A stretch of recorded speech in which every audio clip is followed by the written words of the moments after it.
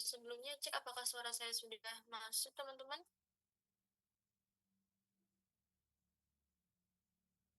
Sudah masuk, Mbak.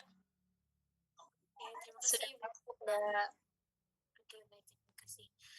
Oke, bismillahirrahmanirrahim. Assalamualaikum warahmatullahi wabarakatuh.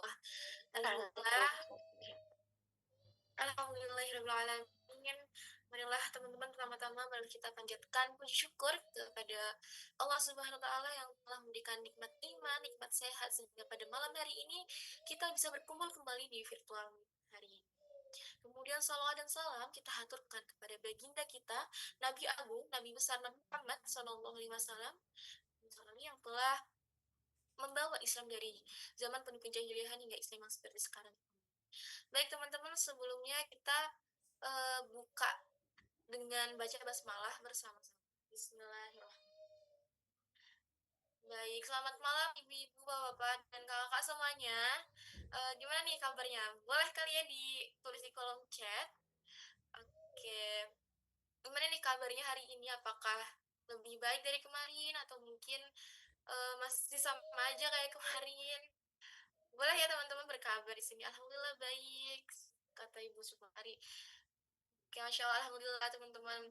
Mungkin bagi yang udah baik, insya Allah setelah ini bakal lebih baik. Dan mungkin bagi yang belum, nggak apa-apa. Insya Allah semoga setelah ini bakal better gitu ya. Bakal lebih baik gitu. Oke, baik teman-teman. Malam ini adalah sesi kedua dari webinar Sakinah yang dirindukan nih. Untuk sesi pertamanya kita sudah melaksanakan di minggu kemarin ya, di pekan kemarin. Dan bagi teman-teman yang mungkin baru bergabung nih di malam ini, nggak apa-apa teman-teman, teman bisa menyimak video sesi satunya ada di YouTube channelnya Bu Sukma. Oke teman-teman, dari mana aja nih kira-kira? Ada yang dari luar Jawa? Karena kami kan di Semarang ya, di Semarang, di Jawa Tengah. Adakah yang dari luar Jawa? Karawang hadir. Oke, Bude Bulan. Ada yang dari luar Jawa, mungkin dari luar negeri, mungkin ya. Bisa sendiri.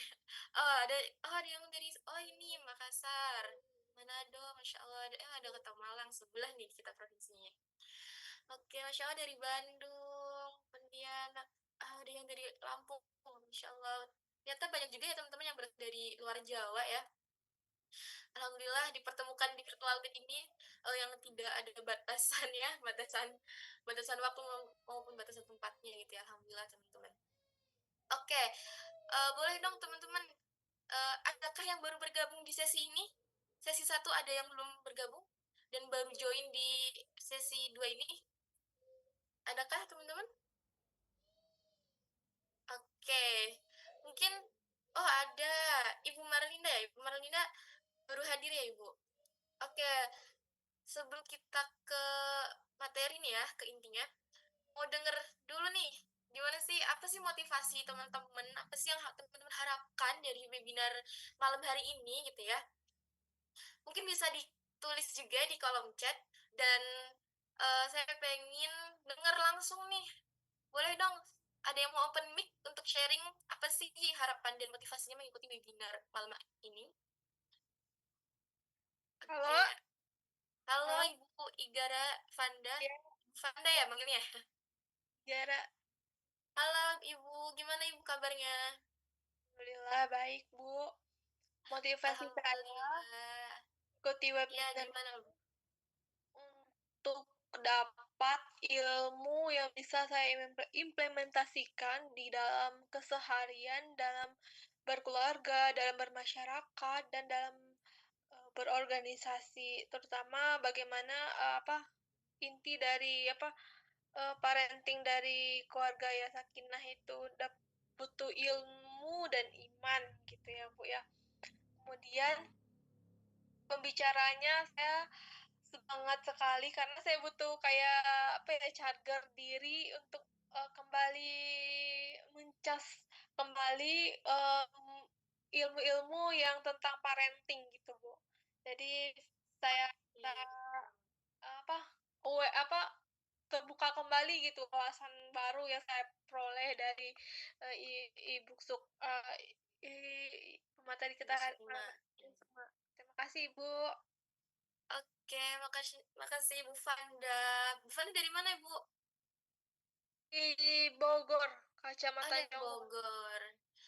Oke, terima kasih Bu Fanda atas sharingnya. Masya Allah sekali teman-teman motivasi-motivasinya. Eh, mungkin boleh dong satu lagi nih. Teman-teman yang lain boleh ya ditulis juga di kolom chat. Apa sih motivasinya?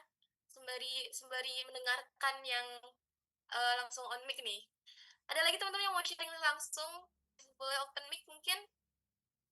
Atau raise hand terlebih dahulu boleh?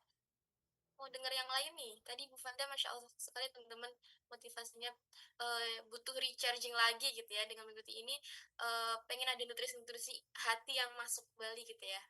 Oke mungkin saya lanjut kali ya. Kan tadi kira-kira oke. Uh, di sini ada Ibu Nur Hasan, Ibu Nur Hasana. Bu,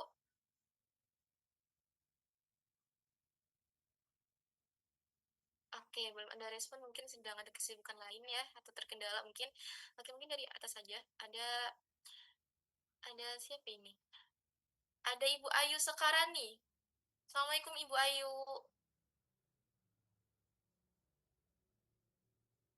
Halo Ibu Ayu, apakah Ibu Ayu bisa mendengar suara saya?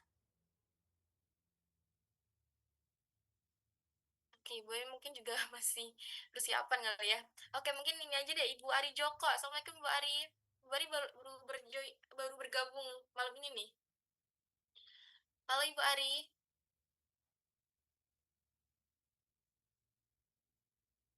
Ibu Ari Joko, apakah mendengar suara saya Ibu? Apakah bisa on mic Ibu? Bisa Mbak, alhamdulillah. Oke, oke Ibu Ari ya saya panggilnya. Gimana Ibu kabarnya hari ini Ibu? Alhamdulillah lagi flu ini Mbak, alhamdulillah. Oh, lagi flu, alhamdulillah. Masya Allah ya, meskipun flu tetap alhamdulillah gitu ya, Masya Allah sekali Ibu Ari. Oke Ibu Ari, boleh dong. Oh ya, Ibu Ari dapat info webinar ini dari mana Ibu? Kalau boleh tahu. Kebetulan kami tergabung dengan PIKK PLN UP3 Magelang dengan Bu Sukma. Jadi, Oh, Masya Allah. Mbak, jadi mungkin udah 2 kali ikut dengan Bu Sukma. Ada kajian juga kemarin. Terus ini malam ini dapat info, jadi langsung semangat langsung mengikuti gas meluncur ya Bu. Iya. Masya Allah, ternyata teman Bu Sukma di PKK ini ya, PIKK Magelang ya. Masya Allah. Oke, Ibu Ari, kira-kira apa sih harapan dan motivasi Bu Ari ikut ini? Eh, itu Mbak, apa maksudnya? Ya alhamdulillah bisa join lagi, bisa bergabung lagi untuk tentunya untuk menambah wawasan lagi, untuk menambah ilmu lagi, agar kita tetap bisa menjaga silaturahim dengan semuanya, dengan keluarga, dengan teman, dengan rekan di lingkungan manapun, agar kita tetap bisa bersikap lebih baik. Oke, Masya Allah sekali Bu Ari pengen menjaga silaturahmi gitu ya Bu, pengen dapat tadi impuls-impuls yang kebaikan yang akhirnya bisa diamalkan di kehidupan sehari-hari Ibu gitu ya Bu ya, kira-kira. Betul sekali. Oke, baik. Terima kasih Ibu Ari atas sharingnya. Semoga cepat sembuh ya Ibu. Insya Allah setelah webinar ini pikirannya jadi jernih, jadi adem, sakitnya juga segera sembuh gitu ya Bu. Amin, amin, amin, alhamdulillah. Amin, amin. Ya Rabbal Alamin. Terima kasih Ibu Ari. Oke, baik teman-teman, mungkin cukup kali ya. Bagi teman-teman yang ingin menuliskan tadi motivasi dan harapannya, boleh ditulis di kolom chat ya teman-teman. Apa yang diharapkan dari teman-teman untuk mengikuti webinar ini gitu ya. Oke, sebelumnya teman-teman, sebelum kita melanjutkan ke sesi berikutnya, uh, ada informasi sebentar mengenai teman-teman boleh sekarang untuk ini ya mendokumentasi selama acara.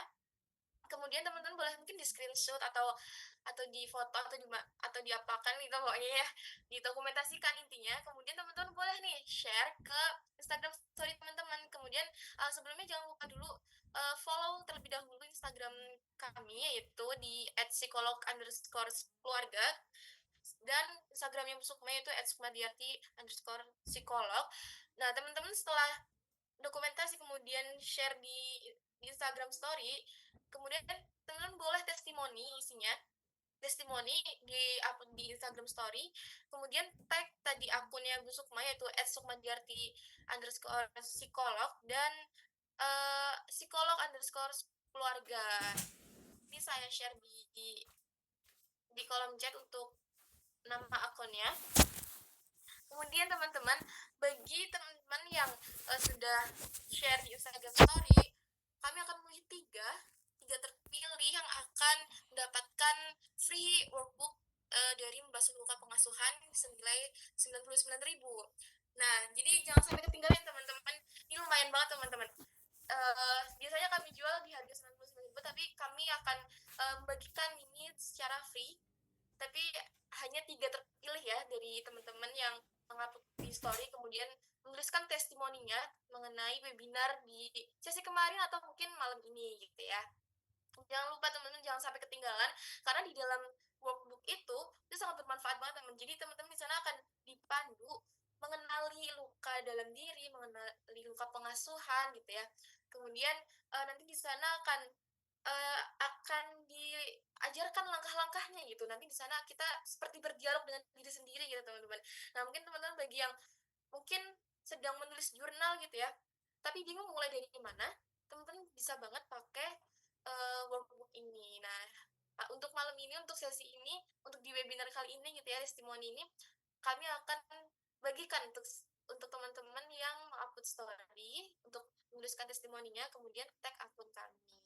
Hanya tiga ya teman-teman, jadi jangan sampai kelewat. Boleh teman-teman sharing, dan malam ini juga teman-teman boleh masih bisa sharing ke ini ya, ke teman-teman untuk ajak ikut ini juga, masih bisa sebelum sesi materi hadir ya, sebelum sesi materi dimulai gitu. Jadi teman-teman jangan sampai ketinggalan ya. Oke. Oke, baik. Selanjutnya teman-teman, di webinar sesi kedua ini, di webinar Sakinah yang Dirindukan, dengan sesi 2 ini yang bertema menjemput sakinah ketika cinta butuh ilmu dan iman, akan disampaikan oleh Bu Sukma Diarti nih. Oke, mungkin disapa dulu. Oh, di sini udah ada Bu Sukma. Assalamualaikum Bu Sukma. Waalaikumsalam warahmatullahi wabarakatuh, Mbak Rahma.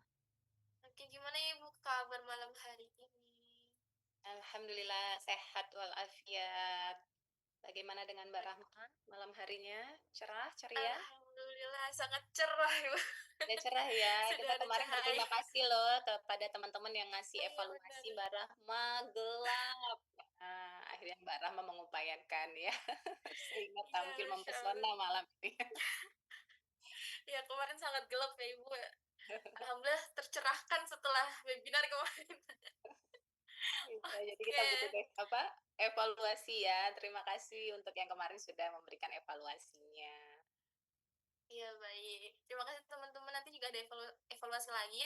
Boleh teman-teman dikasih saran, kritik, dan sebagainya untuk kebaikan kita ke depannya gitu ya. Oke, Ibu. Malam ini temanya adalah menjemput sakinah ketika cinta butuh ilmu dan iman. Nah, menurut Ibu, arti sakinah sendiri itu gimana sih, Bu? Iya ya, sakinah ya. Jadi kalau kita menikah itu kan sering didoain tuh kan, Mbak. Semoga sakinah, mawaddah, warohmah gitu ya. Nah, sakinah itu apa sih gitu ya? Nah, kalau sakinah itu kan diartikan ketenangan ya. Ketenangan, kedamaian, ketentraman batin gitu ya, yang diharapkan bisa didapatkan ketika suami dan istri itu bersatu gitu, Mbak Rahma. Oke, Masya Allah. Tapi bakal lebih dalam lagi ya Bu untuk gimana praktek sakinah di dalam keluarga itu sendiri gitu ya. Makanya kita mengadakan sakinah yang dirindukan ini gitu. Masya Allah. Oke, mungkin tadi spill materi yang akan disampaikan Bu Sukma kali ya teman-teman. Dan tadi akan lebih banyak apa ya, lebih dalam lagi kita mengulik bagaimana sakinah dalam keluarga itu. Oke, mungkin langsung saja tanpa berlama-lama lagi, saya serahkan waktu dan layar ke Bu Sukma. Silakan. Baik, terima kasih Kak Rahma. Bismillahirrahmanirrahim. Assalamualaikum warahmatullahi wabarakatuh. Waalaikumsalam warahmatullahi wabarakatuh. Waalaikumsalam Ya, selamat malam Bapak Ibu semuanya yang sudah hadir dalam sesi webinar malam hari ini. Kami ucapkan terima kasih baik yang baru pertama sekali maupun yang sudah mengikuti sejak lama. Semoga apa yang kami hadirkan bisa memberikan manfaat yang banyak untuk kita semua. Terima kasih juga Bu Ibu yang ada Bu Ari tadi ya, Bu Ari Joko dan juga Bu Lina serta teman-teman dari PIKK. Terima kasih juga sudah ikut meramaikan webinarnya malam hari ini.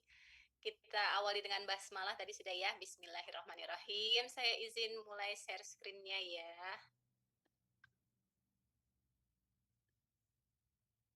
Sebentar, belum direkam ya? Sudah direkam, Mbak?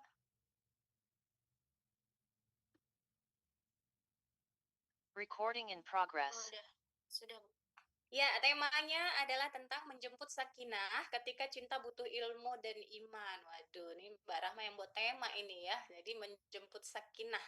Jadi sakinah itu ternyata juga perlu dijemput ya, karena selain menjadi harapan kita yang sudah menikah maupun yang akan menikah, maka kita juga butuh ilmu gitu. Jadi cinta yang kita harapkan hadir dalam pernikahan itu ternyata juga butuh ilmu dan juga iman. Nah, bagaimana selengkapnya kita bahas ya.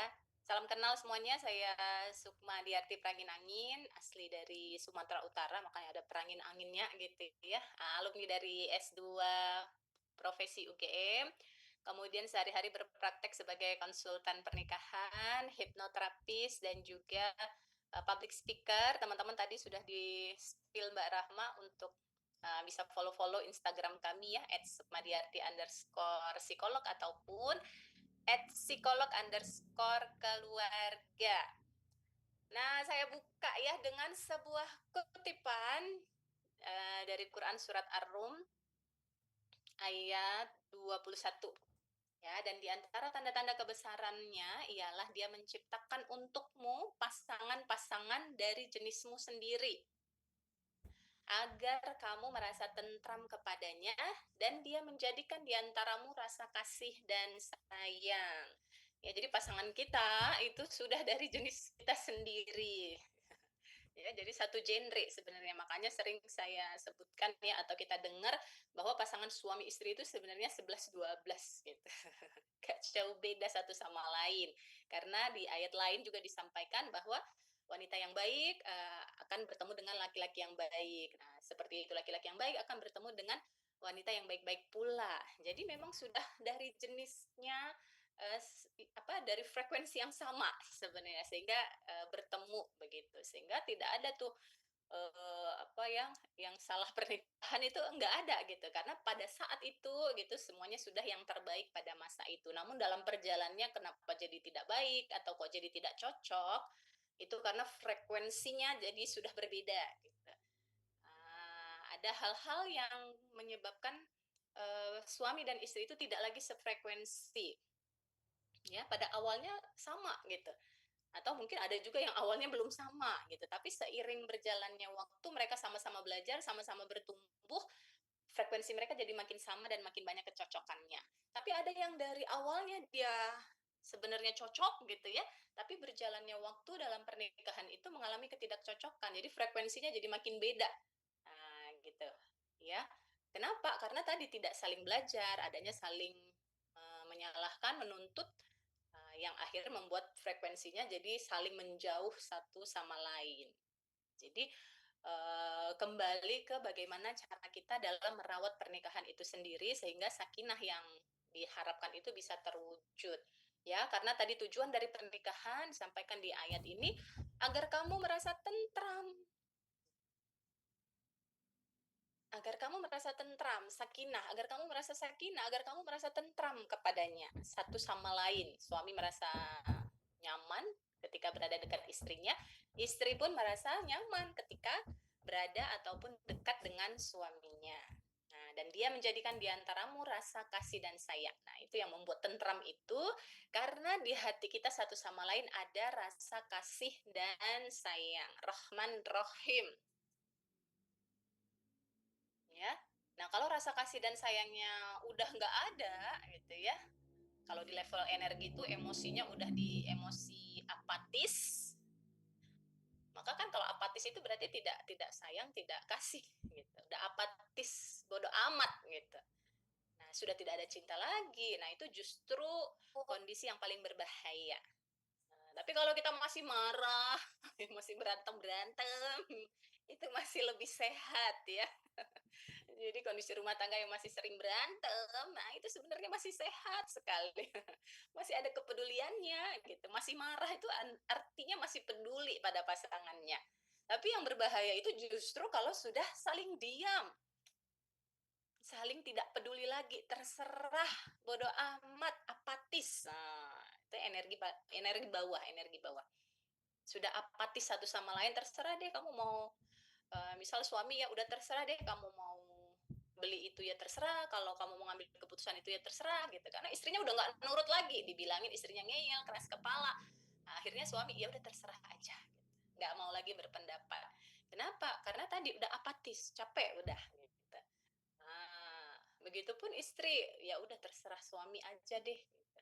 Nggak mau lagi berpendapat, nggak mau lagi berkomentar, nggak mau lagi menegur, ya kan? Karena ya mungkin tadi ada rasa-rasa sakit sebelumnya yang membuat jadinya rasa kasih dan sayang yang pada awalnya besar jadi terkikis. Nah, terkikis menjadi apa? Menjadi rasa apatis. Apatis itu apa? Kondisi di mana kita tidak peduli satu sama lain. Sedangkan untuk mencapai sakinah tadi rumusnya ada rasa kasih dan sayang di antaramu. Rasa kasih dan sayang itu bentuknya adalah kepedulian. Nah, jadi kalau sudah tidak saling peduli, ya gawat itu tadi ya. Makanya ketika masih berantem-berantem itu justru masih sehat. Tapi kalau udah saling diam dan tidak peduli, nah, sekedar satu rumah aja tapi sudah saling diam, saling apatis tadi, nah itu yang justru sangat berbahaya untuk kelanggengan pernikahannya ya. Maka di sini kita cek ya, teman-teman boleh jawab atau boleh komen ya.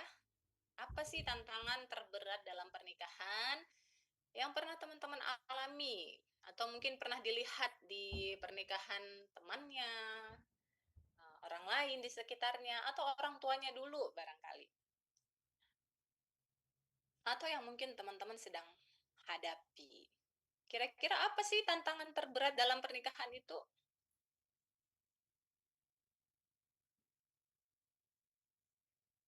Antara bekerja atau jadi IRT. Oh ya, konflik peran ya.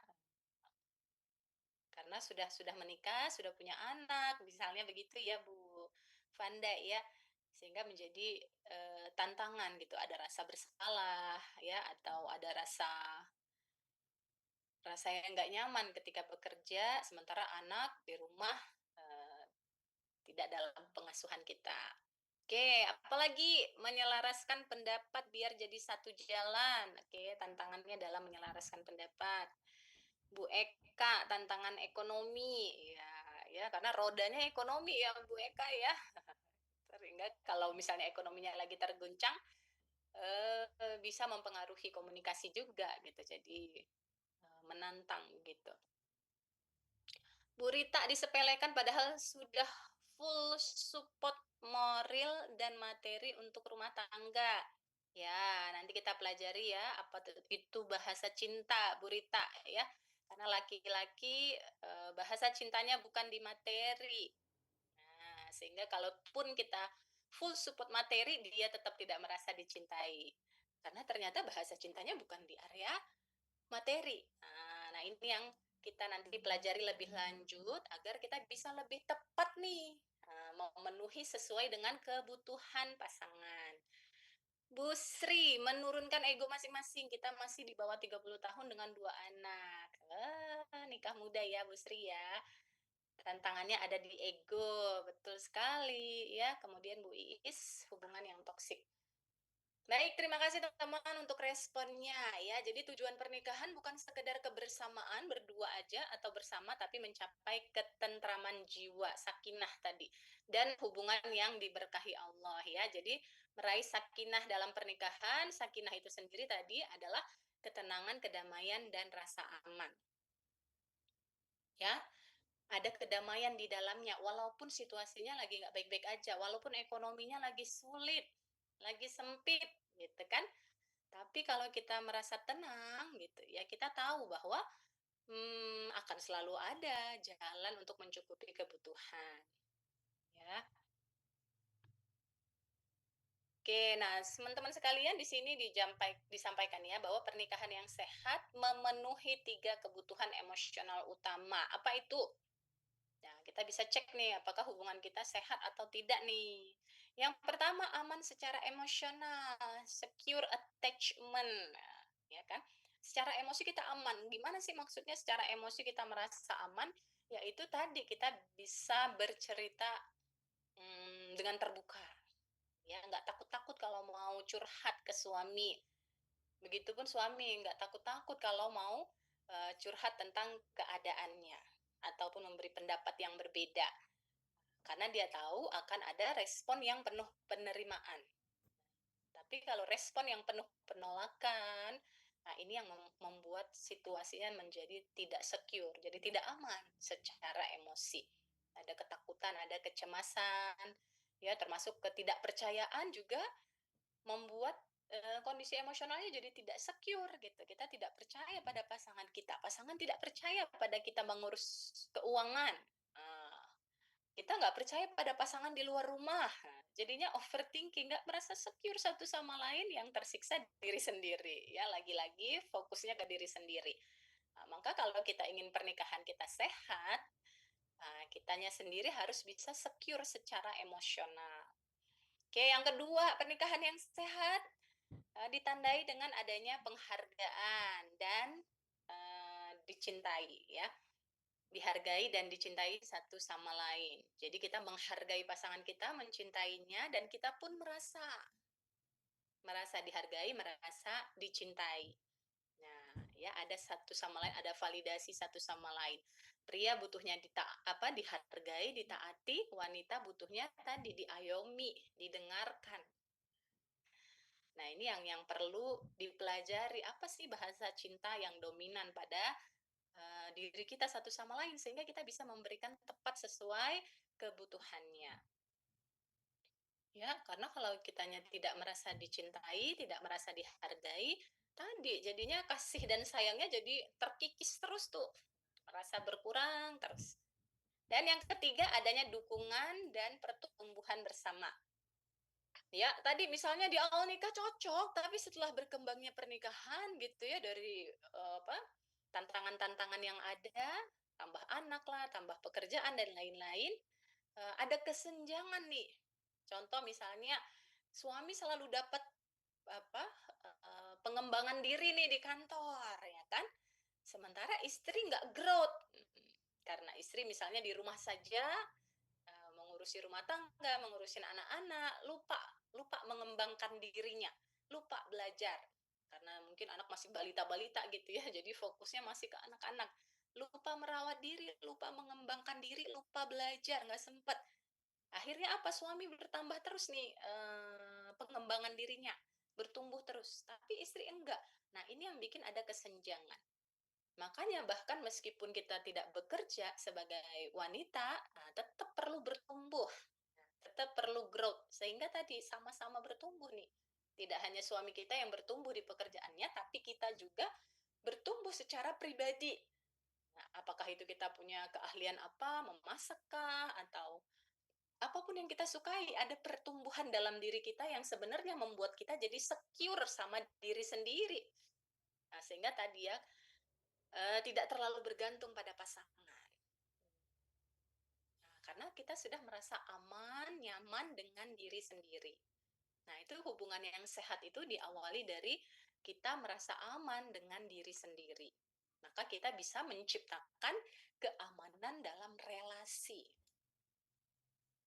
Nah, ya, maka teman-teman sekalian, pondasi sakinah menurut Al-Qur'an ya adalah beberapa diantaranya adalah mawaddah, cinta yang menggerakkan. Love in action, dalam arti untuk mencapai sakinah itu harus ada actionnya. Cinta itu kata kerja, katanya begitu kan, verb. Jadi harus ada actionnya. Makanya tadi kalau udah tidak saling peduli, udah apatis, Nah, udah bahaya ini pernikahannya gitu. Istri sudah tidak melayani suami lagi, suami sudah tidak ngobrol dengan istri lagi, udah diem-dieman, pisah kamar bahkan. Nah, itu yang tidak ada actionnya.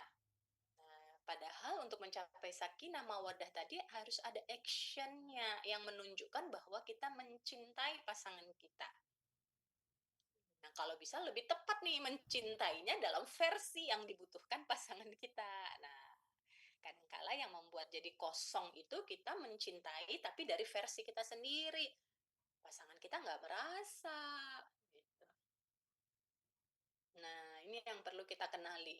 Cara mengenali kebutuhan pasangan kita, kita bisa cek dari apa yang sering dia komplain. Apa yang paling sering dia minta, apa yang paling sering dia komplain. Nah, itu cara kita mengenali apa bahasa cinta dominannya. Berarti ada kebutuhan di sana. Ya. Nah, kemudian rahmah. Rahmah itu kasih sayang yang ditunjukkan lewat kondisi hati yang mudah memaafkan. Meskipun pasangan tidak sempurna, ada kesalahan gitu kan.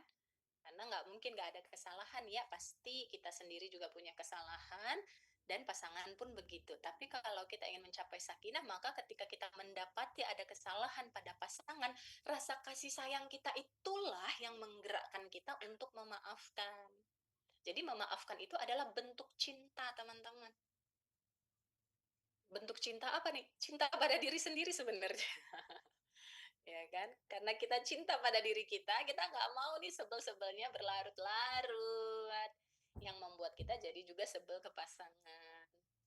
Yang membuat rumah tangga jadi toksik, penuh pertengkaran dan lain-lain. Gitu kan? Maka rahmah, kasih sayang itu perlu diberikan terlebih dahulu kepada diri sendiri. Sehingga mudah memaafkan itu ciri bahwa kita mencintai diri kita, dan dengan kita mencintai diri kita, kita juga mencintai orang-orang di sekitar kita. Mudah juga memaafkan mereka. Tapi Bu, diulang lagi. Iya, maafin lagi. Sampai rasanya lega. Jadi Allah tuh sebenarnya udah kasih rumus-rumusnya. Hanya tadi kita mempertanyakan, enak aja nanti kalau dimaafin terus, dia salah terus, salah lagi gitu. Enggak ya, jadi fokus dari memaafkan itu untuk mendamaikan jiwa kita ya teman-teman. Jadi cara supaya situasi dalam rumah tangga itu cepat membaiknya adalah maka untuk perilaku atau kondisi yang tidak ideal itu kita maafkan. Karena ketika kita memaafkan itu tidak menjadi masalah lagi buat kita. Tadinya kita merasa itu masalah, tapi dengan kita memaafkan kondisi tersebut termasuk orangnya, maka hati kita tenang. Kalau hati kita tenang, maka itu sudah tidak menjadi masalah lagi gitu kira-kira. Nah, jadi kita bisa bergeser fokusnya dari masalah ke anugerah. Nah, itu kenapa perlu ada pemaafan di sana. Ya, dan kemudian tentu landasannya adalah iman dan takwa. Kenapa kita mau tetap peduli meskipun pasangan kita salah, kita tetap melayani, kita tetap menafkahi, ya kan? Kita tetap memaafkan padahal dia salahnya udah berkali-kali, gitu kan? Kenapa? Ya karena ada iman dan takwa yang membuat kita itu tahu bahwa segala yang terjadi di pernikahan kita, di kehidupan kita itu nggak terjadi dengan sendirinya, tapi ada yang mengaturnya. Memang Allah kehendaki itu terjadi aja.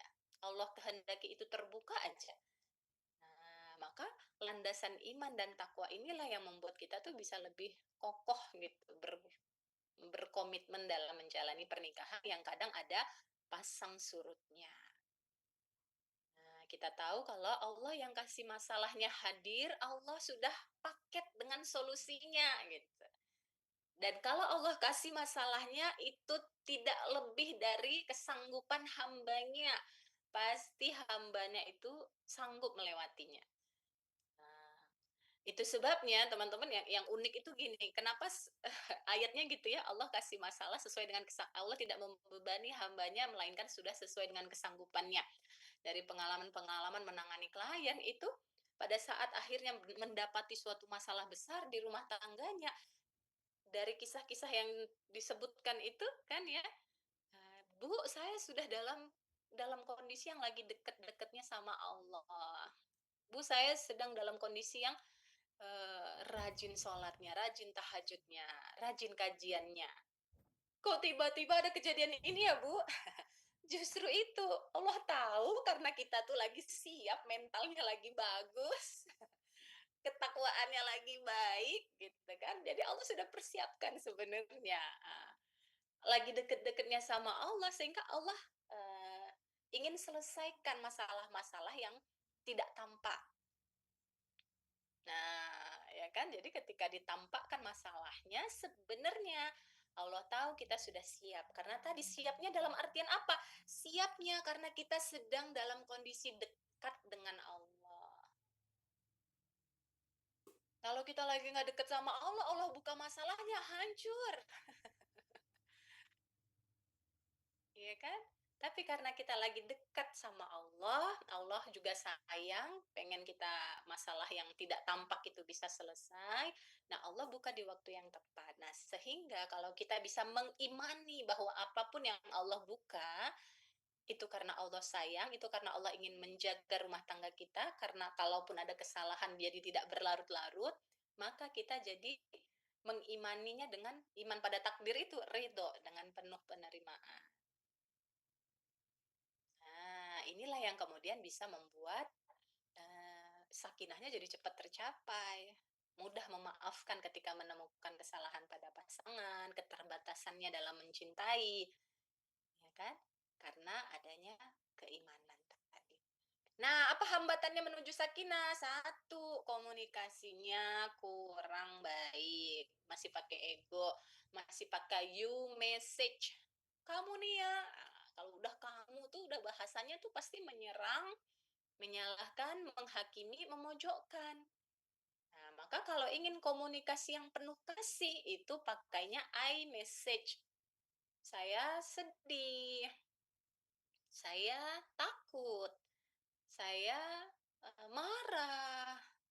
Fokusnya di saya, di kita, di diri kita sendiri, yang kita ungkapkan. Saya inginnya, tapi beda kalau you message. You message ini bahasa yang tidak sehat dalam berkomunikasi. Kamu tuh salah lagi, janji kok diulang lagi.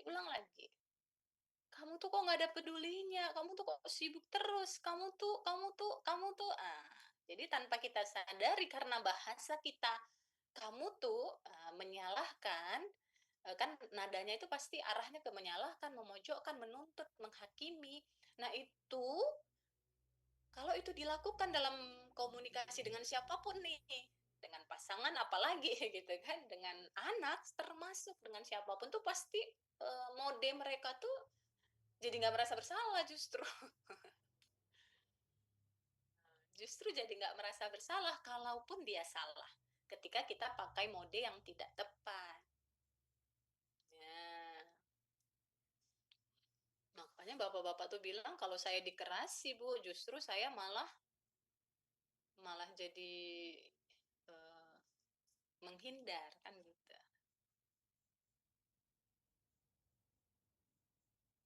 Nah, Bu Siska, kalau punya pasangan yang bentar-bentar maki-maki, tapi selanjutnya romantis, itu gimana? Alhamdulillah. Karena memang pria ketika marah, jangankan pria ya, wanita juga. Ada yang begitu. Kalau lagi marah, ya pasti keluarnya nggak baik ya. Baik perkataannya jadi kasar dan lain-lain. Tapi itu karena dia marah, bukan perkataan yang sebenarnya gitu. Paham ya? Kalau orang marah dan dia lampiaskan kemarahannya, itu pasti perkataan perbuatannya jadi jelek. Hanya perlu kita pahami dia sedang marah. Dia sedang mengekspresikan kemarahannya, bukan marah pada saya gitu. Bukan marah pada istrinya, tapi dia sedang mengekspresikan kemarahannya. Jadi marahnya dia itu sebenarnya pada dirinya sendiri. Nah, cuman kan diarahkan ke istrinya, ke anaknya kan gitu ya. Tapi dia sedang tidak nyaman dengan dirinya sendiri. Dia berusaha mengeluarkan ketidaknyamanan yang dia rasakan. Dan kalau kita bisa merespon dengan tepat, dalam arti tepat tuh didengerin dulu aja. Selama dia tidak menyakiti fisik ya, jadi masih masih ngomel-ngomel aja. Didengerin aja dulu, ditemani dia yang lagi marah itu didengerin, direspon dengan iya, dengan penuh penerimaan. Walaupun kata-katanya mungkin ya menyakitkan karena maki-maki ya. Tapi kan kita pahami itu kenapa perlu empati bahwa dia sedang marah gitu. Dia sedang mengeluarkan ketidaknyamanan yang dia rasakan. Maka ketika kita responnya tepat, diam dan mendengarkan dan penuh penerimaan, dia cepat tenangnya tuh. Beda kalau dibalas-balesin kan, karena kita kepicu, dimaki-maki, tentu kita pengen balas. Nah, itu jadi ribut. Tapi kalau respon kita sudah semakin baik, kita dengerin, kita pahami, kita tunjukkan respon penerimaan, maka kemarahan suami yang tadinya membara jadi cepat tenang, karena mendapat respon penerimaan dari istrinya. Dan kalau dia sudah tenang, itu jelas jadi romantis lagi. Dan maksudnya kenapa kok tiba-tiba jadi romantis? Karena dia tahu dia salah, Bu Siska. Dia tahu dia salah, tapi tadi pada saat dia marah, dia tidak bisa mengendalikannya. Jadi ketika amarahnya sudah reda, dia udah sadar, saya tadi salah, maka saya harus memperbaiki kesalahan saya. Itu kenapa setelah dia marah-marah, dia memperbaiki dengan bersikap romantis.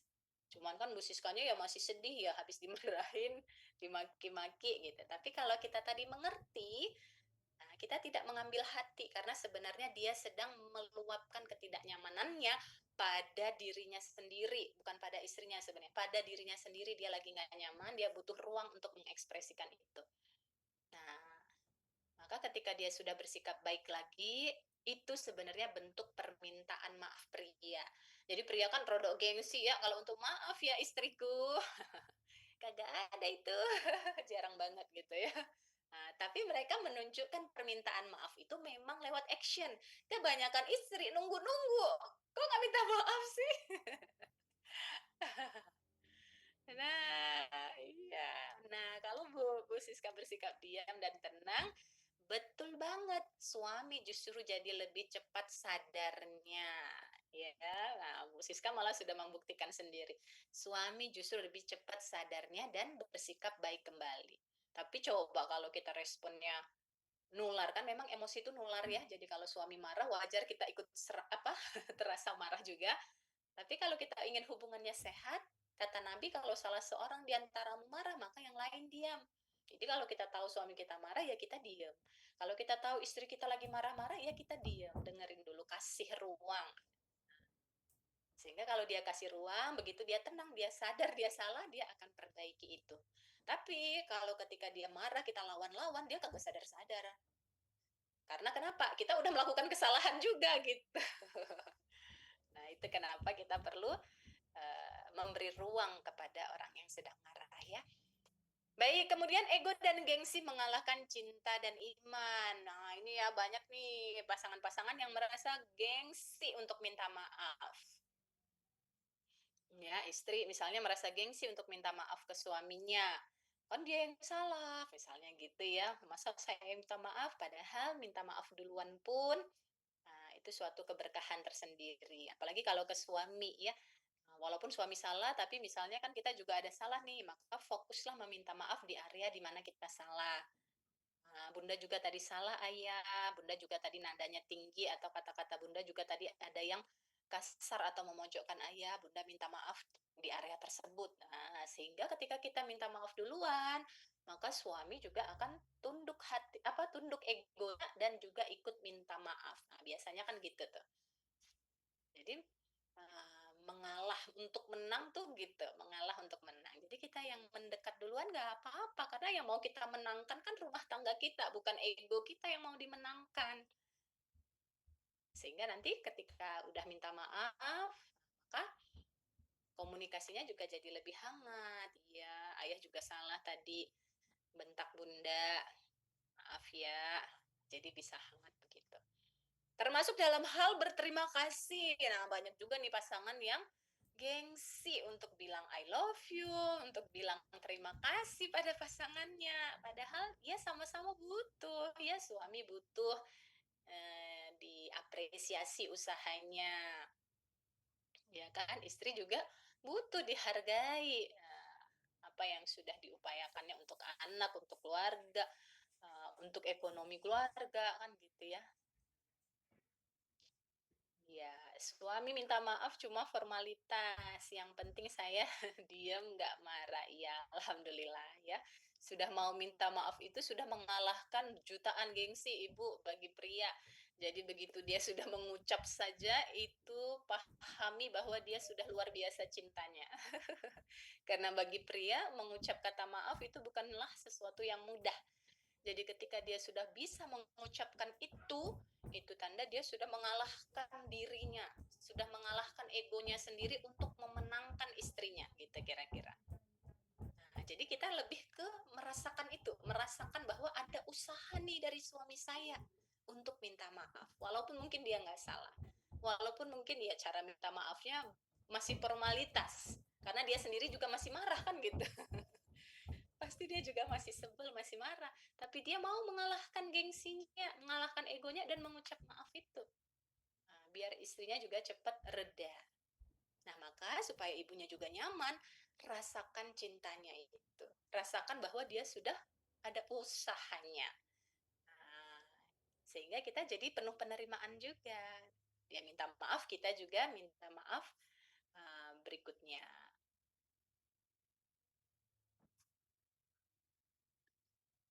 Kemudian hambatan berikutnya adalah kurang doa dan keterhubungan dengan Allah. Nah, jadi kadang kita merasa bisa sendiri, ya, padahal dalam rumah tangga tentu tidak selalu mudah, sehingga kalau kita bisa melibatkan Allah, inilah yang membuat hubungan kita menjadi semakin sehat dan erat ya, dalam ridha Allah. Nah, jadi libatkan Allah dalam setiap ikhtiar kita di rumah tangga. Kemudian juga hambatan menuju sakinah adalah luka masa lalu yang terbawa dalam pernikahan.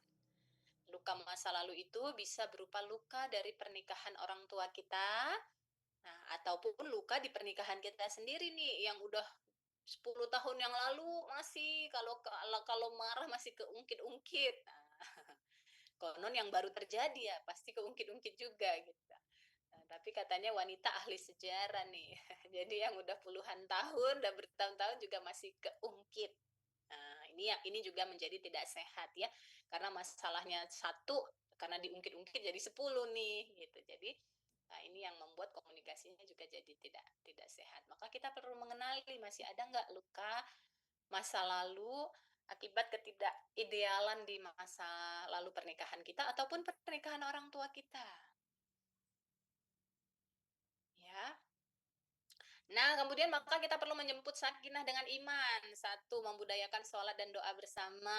Ya, kalau yang tidak LDR bisa dibudayakan nih. Adalah ya seminggu atau kalau sehari bisa ada yang jamaah, alhamdulillah banget. Nah, kalau yang LDR ya bisa pada saat suami di rumah, bisa. Ya kan, nah ya Bu Fanda ya, nah itu perlu dikenali. Apalagi kalau kita punya trauma di pernikahan orang tua, pasti mempengaruhi pola pikir kita dalam bersikap ke pasangan. Kemudian mengutamakan ridha Allah dalam keputusan rumah tangga. Nah, jadi setiap mengambil keputusan perlu berkomunikasi dalam hal keuangan kah, dalam hal karir ya, dalam hal anak, dikomunikasikan. Ya. Kemudian beristighfar dan saling memaafkan. Ini tadi ya membantu kita untuk sesuai dengan format yang sudah Allah tetapkan ya. Kalau ada kesalahan ya memaafkan. Kemudian melakukan amal kebaikan, karena ketika kita melakukan amal kebaikan di masyarakat ataupun bagi keluarga besar, bagi orang-orang sekitar, sebenarnya itu menambah keberkahan buat rumah tangga kita. Ya kan, siapa yang ingin kesulitannya ditolong Allah, maka tolonglah kesulitan orang lain, kata Allah begitu.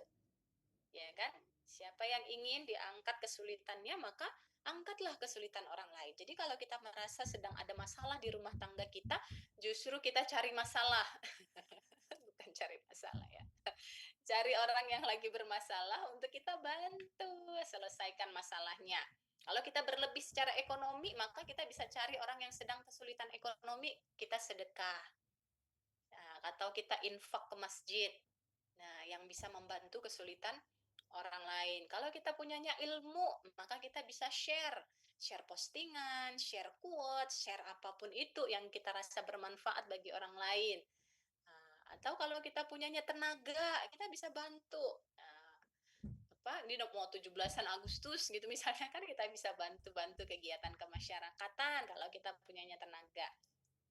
Nah, jadi ketika kita membantu kesulitan orang lain di sekitar kita, maka Allah pun akan membantu kesulitan yang ada di dalam keluarga kita. Nah, itu formatnya sudah Allah kasih. Nah, jadi jangan berpikir, waduh saya aja belum selesai Bu sama rumah tangga saya, masa saya bantu orang lain. Nah, justru karena kita lagi ada masalah, kita perlu cari masalah. Bukan cari masalah gangguin orang ya, cari masalah yang bisa kita bantu selesaikan. Sehingga energi kita naik gitu. Dan bahkan kadang kita melihat, oh ternyata di luar sana banyak orang yang lebih besar masalahnya gitu kira-kira. Jadi kita bisa melihat itu dan akhirnya mensyukuri masalah yang kita punya. Oh, masalah saya ternyata gak seberapa gitu. Dulu waktu saya pertama-tama LDR, ya kan dulu selalu ikut nih dengan suami, belum pernah LDR. Jadi pas pertama LDR nangis bombay gitu ya, sendirian di rumah. Biasanya ada suaminya, ini kesendirian. Sampai-sampai akhirnya saya waktu itu menulis buku tuh, ibu-ibu ya, nulis buku antologi, judulnya apa ya, long distance marriage gitu ya.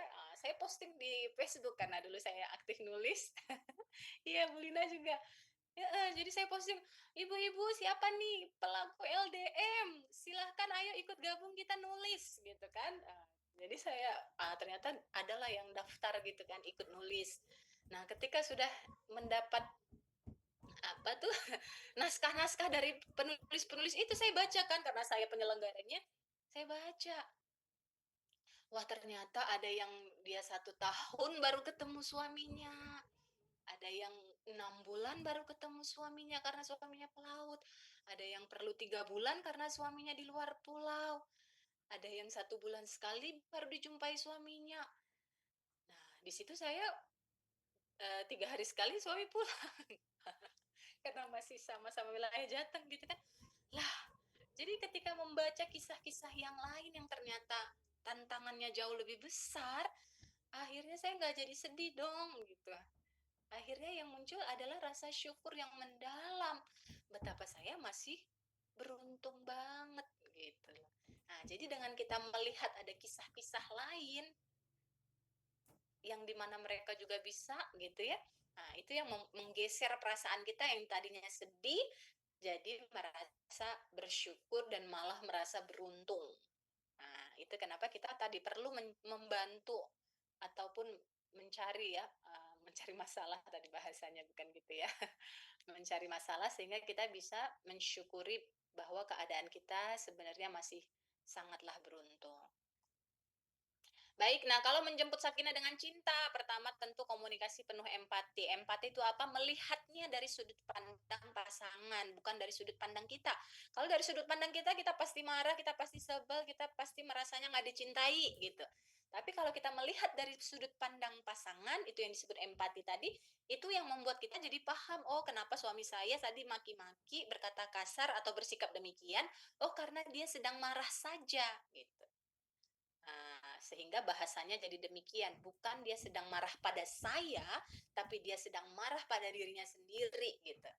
Nah, ini yang membuat kita jadi bisa memahami dan tidak menghakiminya. Bisa lebih fokus mendengar dan menunjukkan penerimaan kita. Nah, itu yang disebut dengan komunikasi empati. Mendengar untuk memahami, bukan untuk menjawab. Karena kalau kita mendengarnya tidak empati, kita buru-buru pengen jawab, pengen bantah, pengen ikutan marah. Jadinya nggak empati dong ya. Kemudian menjemput sakinah dengan cinta juga dengan mengenali bahasa cinta pasangan. Ini tadi ya, bahasa cinta itu ada berapa? Ada 5 ya. Ada kata-kata afirmasi, ini dominan di pria, butuh diakui, butuh diapresiasi, butuh dihargai. Tadi siang apa ya saya dengar tuh Ustadz Hanan Ataki bilang gitu ya, ibu-ibu Kalian kasih suami kalian itu harta, kalian kasih dia hadiah ulang tahun, iya sih seneng, tapi bukan itu yang dia butuhkan, paling seneng sebentar. Justru yang paling dia butuhkan adalah bentuk penghargaan katanya. Makasih ya sayang udah bertanggung jawab. Makasih ya sayang udah bekerja keras untuk keluarga. Makasih ya sayang udah pergi pagi pulang malam untuk kesejahteraan kita. Makasih ya sayang udah berusaha walaupun tadi rugi ataupun walaupun tadi belum cukup. Makasih ya udah mau terus berusaha. Nah, ini kata Ustaz anak-anak paginya ya. Nah, itu aduh seluruh dunia akan saya kasih katanya gitu. Dan itu banyak ya dari pengalaman-pengalaman di sesi konseling-konseling pernikahan. Nah, itu memang benar dibutuhkan oleh para suami. Sehingga kalau kita bisa mengungkapkan, tadi ya kalau kita gengsi jadinya kita nggak ungkapkan, padahal rasa syukur itu butuh diekspresikan. Walaupun suami punya kesalahan, tapi pasti banyak kebaikannya nih. Maka kita carilah kebaikan-kebaikan suami yang bisa kita syukuri. Kemudian sentuhan nih dominan di wanita, kalau lagi ngambek, butuhnya dipeluk, butuhnya digendong, digendong. Udah nggak kuat lagi ya Bu digendong Bu. Berat udah berapa Bu? Kemudian waktu berkualitas ngobrol, saling mendengar satu sama lain. Kemudian pelayanan, nah ini juga dominan di suami ya, di laki-laki, termasuk di anak cowok. Kalau punya anak cowok, nah mereka butuh tuh pelayanan. Pelayanan tuh apa intinya? Taat, patuh, segera laksanakan, iya, sepakat. Nah, jadi kalau kita suka nolak-nolak, termasuk dalam berhubungan intim, melakukan penolakan, nah ini juga bisa menjadi jalan untuk pria pelarian. Dalam artian seperti ini. Kadang dia pelariannya bukan karena seksnya, tapi karena penolakannya. Nah, jadi poinnya teman-teman, penolakan itu menyakitkan. Karena tadi bahasa cinta pria ditaati, dipatuhi, dituruti. Begitu kalau dia sering mendapat penolakan dari istrinya, nah ini yang bikin dia error. Nah, maka tadi salah satu di Islam pun disampaikan, salah satu ciri istri soleha adalah taat pada suami. Jadi apalagi kalau suaminya sudah minta. Dia nggak minta aja, kita butuh melayani sehingga dia merasa dicintai. Konon dia minta, kalau dia minta itu berarti lagi butuh-butuhnya. Dan kalau kita bisa taat, segera laksanakan, mengiyakan minimal, itu akan membuat tangki cintanya terpenuhi. Sama ke anak-anak pun demikian. Ketika anak masak mie, kita jawab iya, laksanakan. Nah, maka anak pun akan merasa dicintai. Tapi kalau tadi nunda-nunda, nanti-nanti, nah itu yang membuat seseorang itu jadi merasa ditolak. Nah, kalau teman-teman merasa sering melakukan penolakan, bisa dicek tuh dulu. Nah, dicek ke belakang, ke masa lalu, apakah juga dulu sering mendapat penolakan dari orang tua. Nah, yang jadi akhirnya kebawa nih ke relasinya yang saat ini. Begitupun ada lagi bahasa cinta hadiah, ya. Nah, namun pria susah nih, ini bahasa cinta wanita, namun pria susah memberikan hadiah. Maka syukuri di area nafkah. Ya, kalaupun nafkahnya masih kurang, syukuri di area usaha. Ada ikhtiarnya, ada usahanya. Walaupun saat ini belum ideal, yang perlu kita tunjukkan adalah penghargaan bahwa dia terus berusaha. Oke, kemudian juga dengan saling menghargai perbedaan, tidak membandingkan tapi fokus pada kebaikan pasangan, karena tidak hanya anak-anak, orang dewasa termasuk pasangan juga tidak suka dibandingkan. Ya, jadi fokus pada kebaikannya. Kemudian yang paling penting untuk menjemput sakinah, teman-teman, adalah menyembuhkan luka batin agar cinta tidak terhalang oleh trauma. Itu tadi kenapa di awal disampaikan awalnya cocok sih di awal pernikahan, tapi berjalannya pernikahan banyak ketidakcocokan. Kenapa? Karena banyak luka yang tanpa sadar masih ditumpuk-tumpuk. Ya. Karena masih banyak luka, kekecewaan dari peristiwa-peristiwa sebelumnya, belum kalau dari luka batin masa kecil juga masih belum disembuhkan, jadinya numpuk-numpuk banget nih. Ini yang kemudian membuat reaksi kita jadi kadang tidak terkendali. Suami salahnya 1, kita marahnya 10 gitu kira-kira. Nah, itu buah dari trauma-trauma masa lalu yang belum dipulihkan. Makanya salah satu jalan cepat untuk menggapai sakinah mawaddah warahmah tadi adalah dengan mengenali dan memulihkan apa nih luka batin yang masih ganjel di hati kepada pasangan ataupun kepada masa lalu kita, ke orang tua kita. Ya. Ya, satu sama lain masih punya luka, betul Bu Siska. Jadi sebenarnya salah satu aja pulih itu bisa menularkan energi positif kepada pasangan. Jadi fokusnya bukan mengubah pasangan atau berharap dia berubah, tapi fokusnya adalah memperbaiki apa yang bisa kita perbaiki di diri kita. Karena ketika kita sembuh, nih bayangkan ya di tangan kita ada luka, tergores nih. Kalau kita masih punya luka, kita akan sedemikian sensitif. Ada orang mau lewat ya, takut kita kesentuh luka kita. Karena masih luka, masih basah. Tapi kalau lukanya sudah kering, kita rawat, kita pulihkan, ya di tangan kita tadi udah kering nih, maka ada orang lewat, mukul-mukul sekalipun tangan kita, udah nggak sakit, biasa aja kali, gitu. Nggak terganggu lagi. Kita juga bahkan bisa senyum-senyum aja kalau dia pukul-pukul tangan kita. Udah bisa memahami, udah bisa empati, walaupun dipukul-pukul nih. Tapi karena nggak ada luka, kita nggak terganggu. Bahkan bisa jadi guyon, apaan sih pukul-pukul. Tapi kalau kita punya luka, lukanya belum pulih, belum kering, aduh nggak disentuh aja kita udah meringis. Nah, itu tandanya. Orang baru mau deket aja, belum nyentuh, kita udah aduh, jangan deket-deket. Nah, begitupun hati kita ya, ibu-ibu sekalian.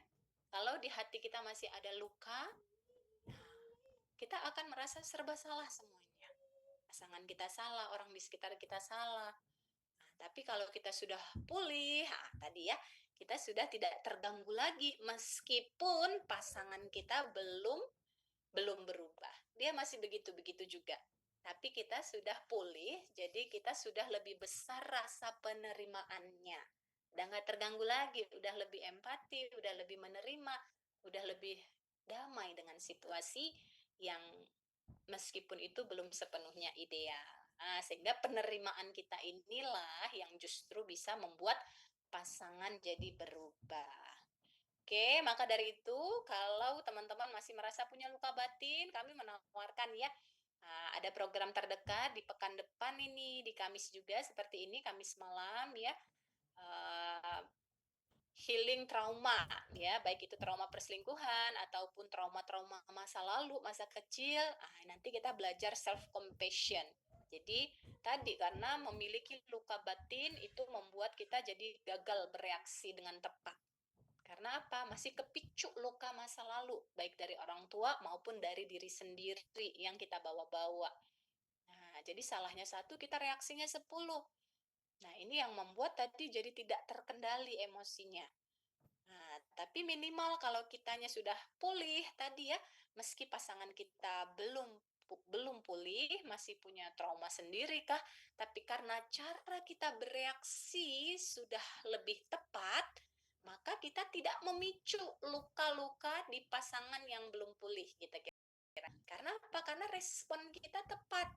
Nah, persoalannya kalau kita saja belum pulih dengan diri kita sendiri, maka tentu kita akan merespon pasangan dengan tidak tepat, dengan amarah juga, atau dengan sikap yang silent treatment yang sama-sama tidak sehat.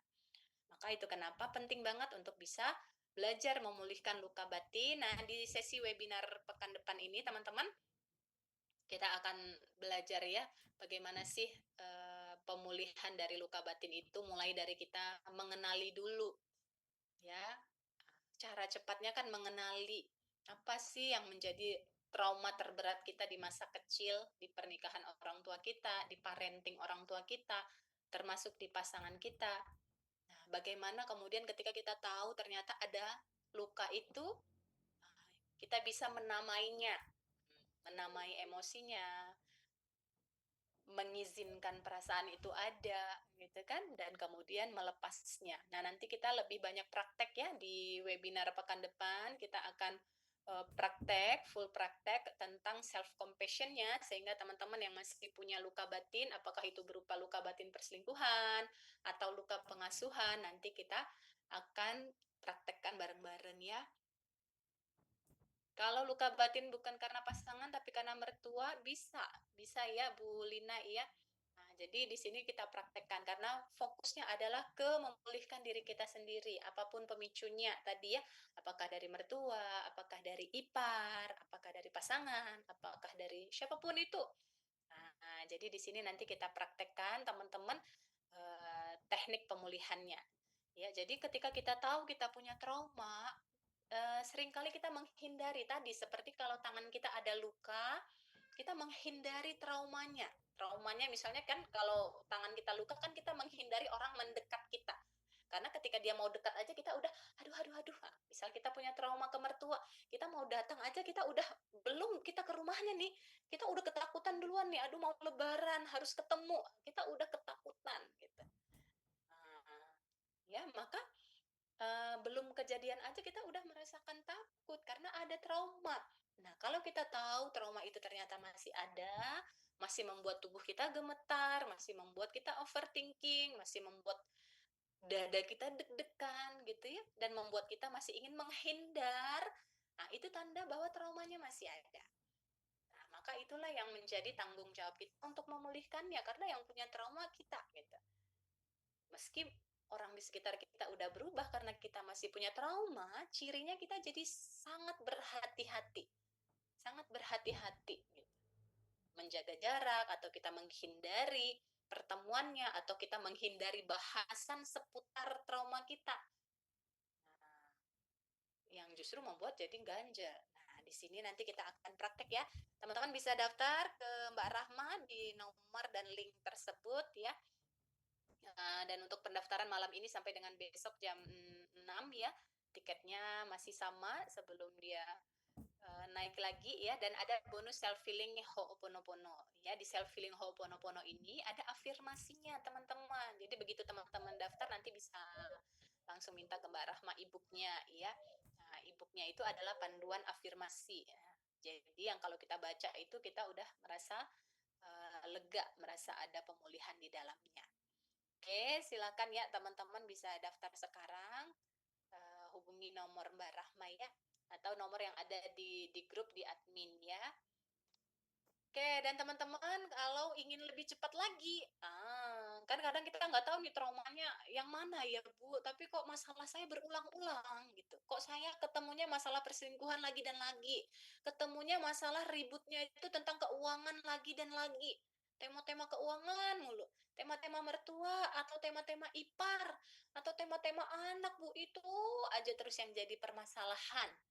Nah, kalau teman-teman temanya berulang, teman-teman dapat masalahnya itu lagi, itu tanda ada luka di bawah sadar, luka batin di bawah sadar teman-teman yang perlu dikenali dan dipulihkan. Karena kalau belum pulih tadi masih remedi terus tuh. itu lagi masalahnya. Even yang perceraian nih ya, katakanlah dia pernikahan udah ada masalah besar, kemudian akhirnya berpisah, nikah lagi, cerai lagi, sama. Itu yang disebut pola berulang. Atau yang terjadi di rumah tangga orang tua dulu, di rumah tangga kita terjadi juga. Nah, itu juga pola berulang. Nah, itu yang teman-teman perlu mengenalinya. Sehingga nanti generasi berikutnya bisa lebih baik dari kita. Ya, atau kondisi pernikahan kita saat ini bisa jauh lebih baik dan harmonis dari kondisi rumah tangga orang tua kita. Dan teman-teman kalau ingin dibantu lebih cepat ya, nah, teman-teman bisa daftar nih, ada paket konseling ya, bisa konseling psikologi, bisa 1 sesi, ada yang 3 sesi tentu lebih bagus sehingga bisa dievaluasi. Di sini juga ada konseling pernikahan tadi ya, kalau teman-teman ingin sama-sama pulih nih, atau bahkan nggak perlu nunggu ada masalah, tapi saya pengen Bu rumah tangganya makin sehat, boleh ajak pasangannya. Nah, ajak pasangannya untuk juga ikut konseling pernikahan. Nah, di konseling pernikahan paketnya 3 sesi. Jadi ada sesi 1 istri, sesi 2 suami, itu secara private.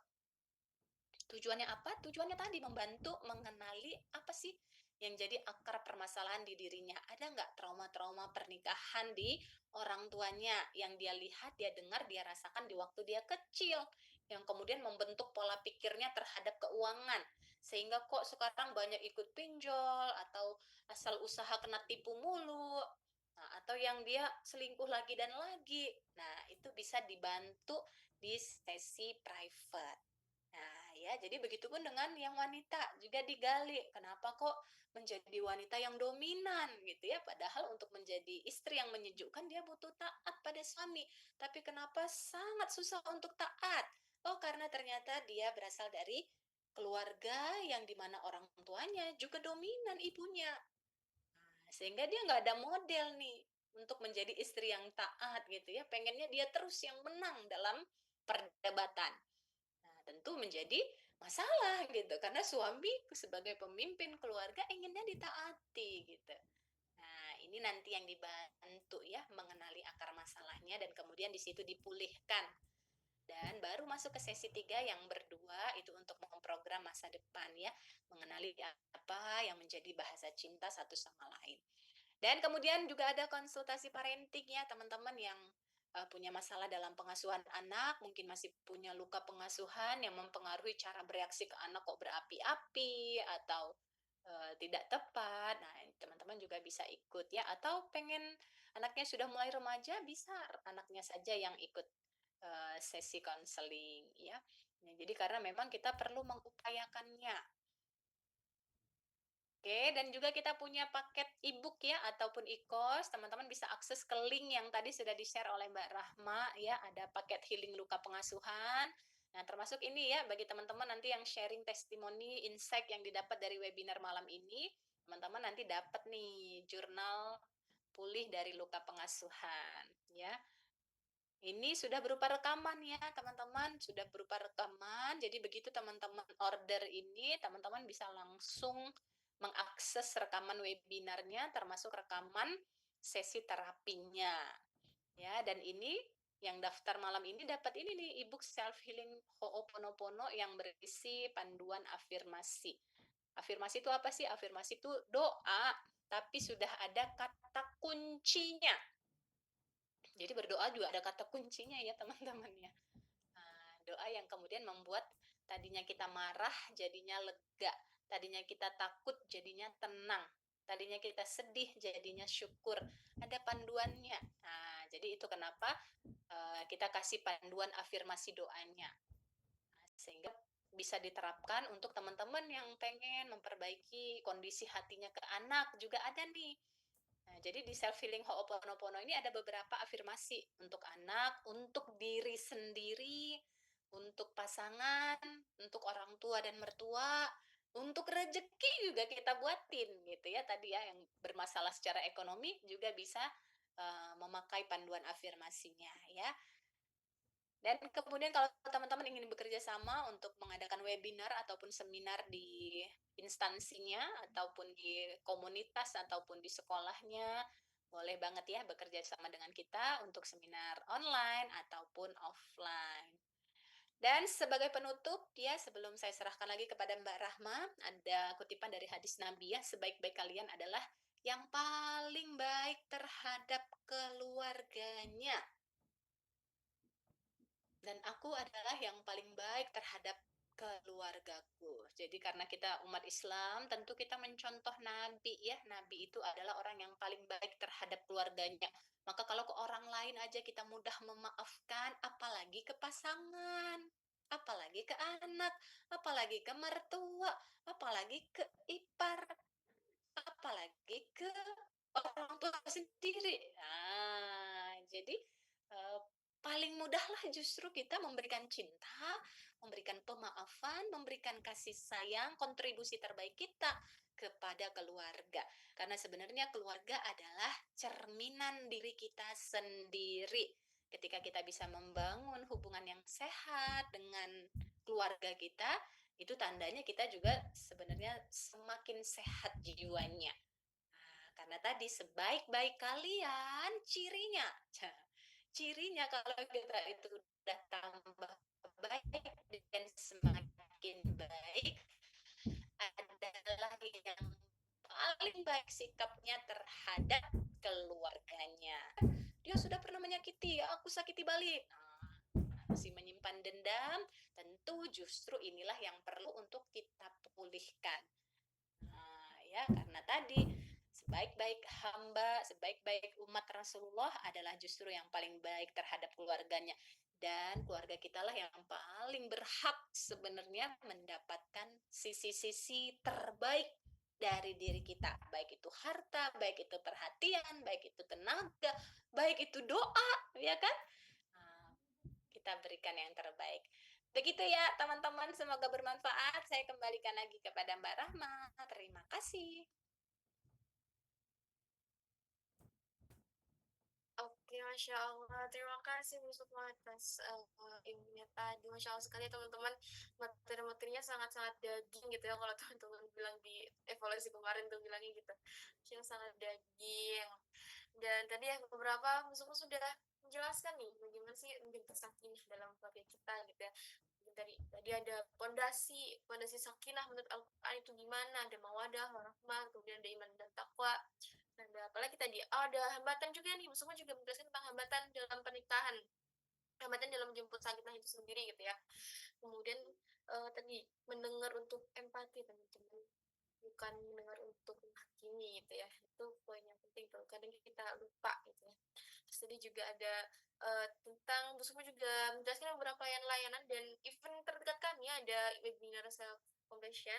Teman-teman boleh lihat-lihat di layanan kami dan event-event terdekat kami di link yang tadi saya share di link ID-nya Bu Sukma, di link ID garis miring Sukma Diarti ya teman-teman. Di sana banyak sekali layanan-layanan dari kami gitu. Boleh dilihat-lihat dulu apa yang mungkin paket mana nih yang cocok sama teman-teman gitu.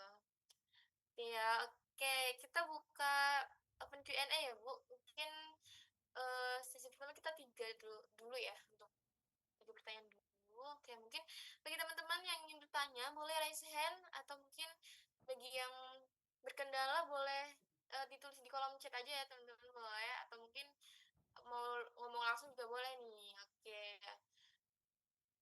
Oke, adakah yang ingin bertanya teman-teman? Oke, Bu Fana sudah open mic nih. Bu Fana, apakah ingin bertanya Ibu? Iya, Bu Rahma. Oke, Halo, Bu. boleh silakan Ibu Fanda. Terima kasih Bu Rahma atas kesempatannya. Baik Bu Suma, saya Igara dari Kabupaten Bogor, Kecamatan dari Jonggol, Citra Indah. Izin bertanya Bu, saya mengalami luka batin gitu sama orang tua. Nah, orang tua saya itu nggak tarbiyah ya, nggak ngaji, maksudnya orang biasa lah gitu ya. Nah, ketika saya mulai hijrah gitu, menjemput hidayah, menjemput dulunya agamanya setengah-setengah, sekarang udah mulai pelajari Quran, pelajari agama Islam secara kafah, secara menyeluruh. Nah, komunikasi saya itu sama orang tua itu kadang-kadang nggak sampai ke hati gitu Bu, nggak sampai kesehariannya. Jadi gitu Bu, bagaimana implementasi dalam kehidupan sehari-hari. Jadi yang saya pelajari di luar rumah sama yang di dalam rumah.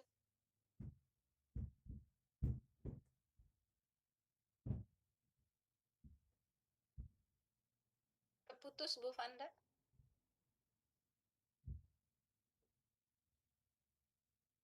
Kalau Bu Fanda suaranya menghilang ya Bu di tengah. Gitu. Nah, halo Bu. Iya.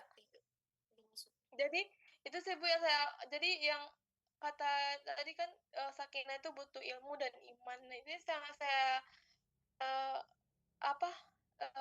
dalami banget gitu. Nah, itu tuh yang jadi saya kayak overthinking. Jadi kalau misalnya mohon maaf Bu, saya belum menikah. Nah, saya kalau ngobrol sama orang tua itu dalam Islam gini loh Ma, dalam Islam gini loh Ma. Nah, kadang-kadang kayak nyeleneh gitu orang tua, sama aja semuanya gitu. Jadi kayak saya nggak opini saya tuh nggak dianggap gitu.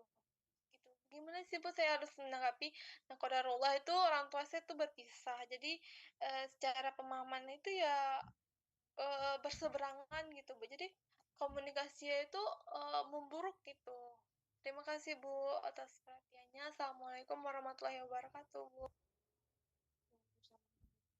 Silakan dijawab mungkin Ibu Sukma. Wabarakatuh ya. Terima kasih ya Mbak Fanda ya sudah berkenan hadir dan juga bertanya ya.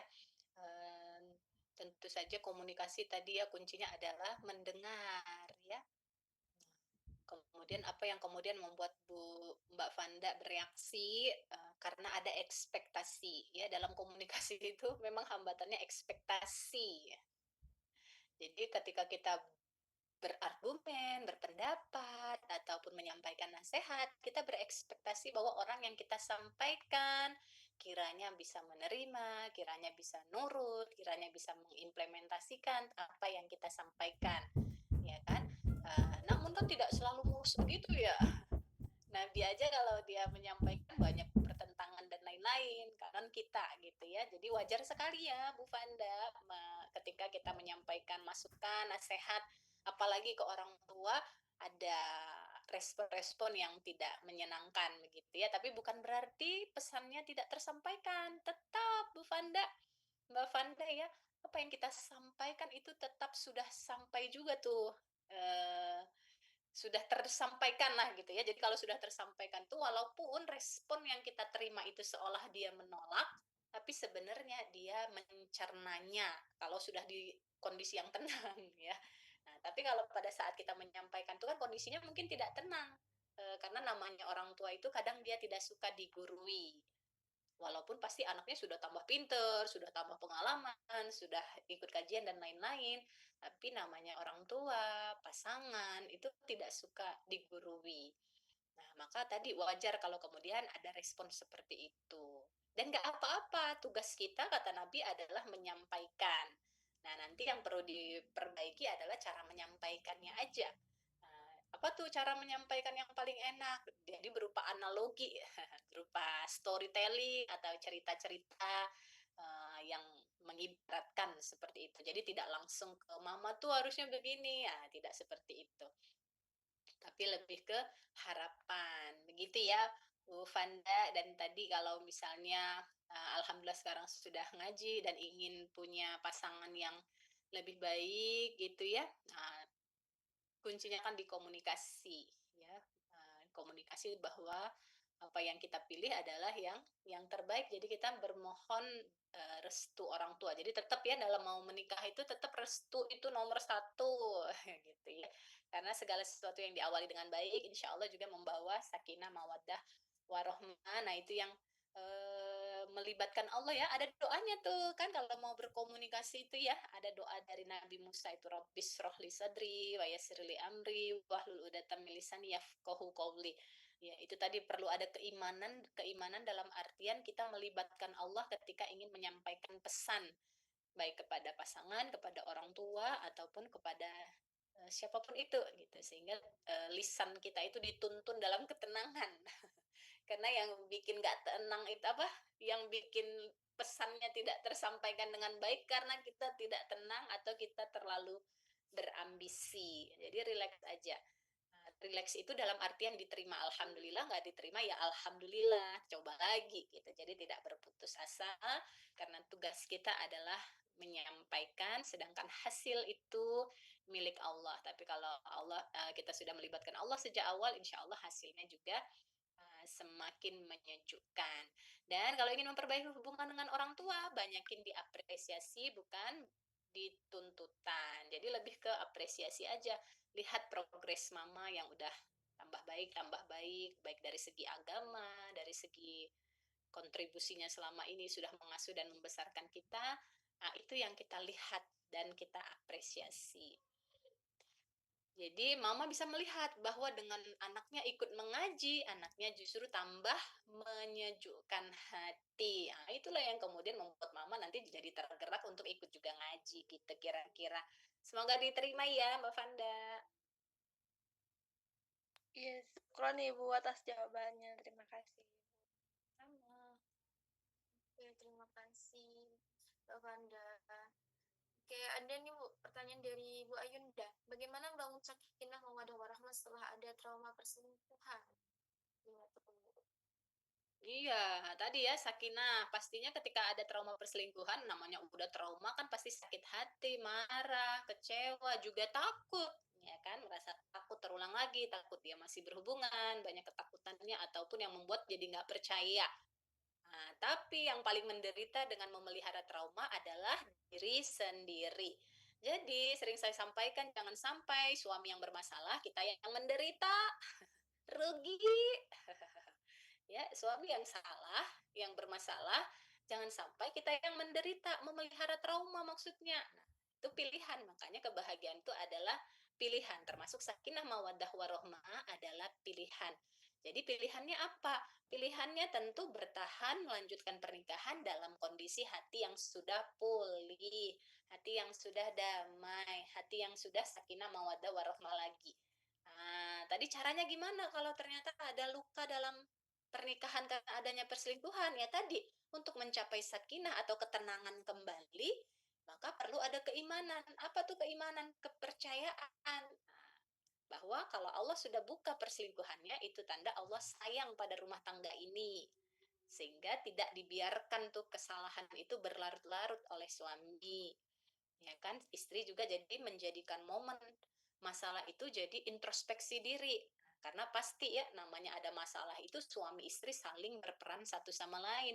Pasti ada kekurangan istri yang akhirnya ditemukannya di wanita lain. Begitupun kalau ada istri yang berselingkuh, pasti ada kekurangan suami yang kemudian istri cari pelarian atau ketemu di tempat orang apa di orang lain gitu. Nah, jadi ketika sudah terbuka tuh ada perselingkuhannya, nah itu tanda Allah sayang. Jadi Allah ingin dua-duanya ini saling introspeksi diri. Nah, kemudian kalau tetap berkomitmen, maka traumanya yang dipulihkan ya. Tadi kita ada webinar ya, Bu Ayunda bisa ikut ya webinar yang pekan depan atau bisa ikut konseling pernikahan kalau suaminya mau diajak atau konsultasi pribadi dulu boleh ya sehingga trauma perselingkuhannya bisa lebih cepat dipulihkan ya.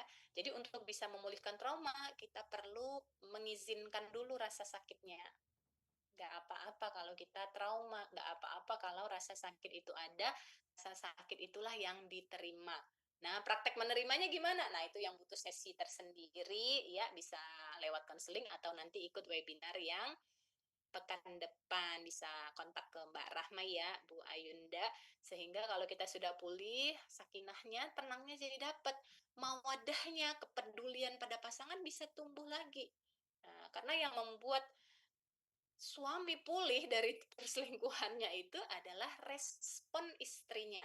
Jadi kalau suami salah, kita juga salah, kita respon dengan salah tadi ya, dengan marah-marah, dengan cari masalah juga. Nah, tentu jadi tambah masalah, tambah parah. Tapi kalau ketika suami salah, istri bisa menunjukkan sikap yang lembut, penuh cinta, penuh pemaafan, penuh penerimaan dan tetap melayani mawadah tadi kan kepedulian tadi justru dia dia sadarnya di situ.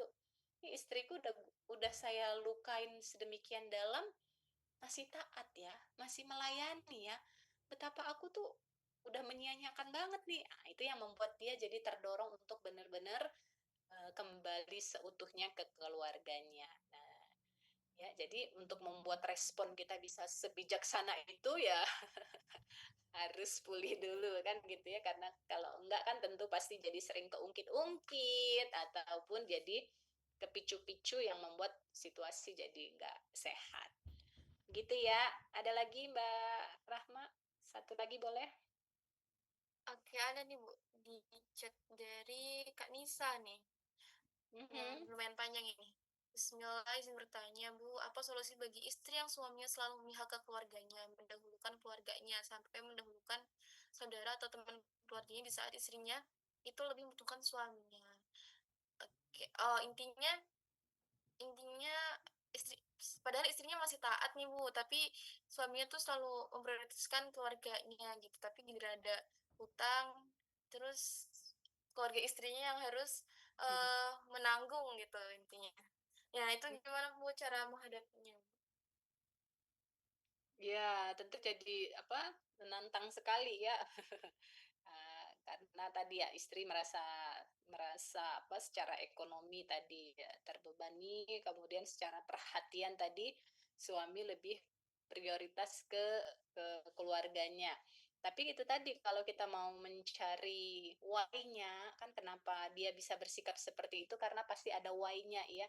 Nah, coba aja dicerna pelan-pelan kalau suami ada curhat atau suami ada ngomel atau suami ada ngeluarkan pada saat dia marah dia ngeluarin unek-uneknya, itu adalah perkataan yang sebenarnya dia butuhkan.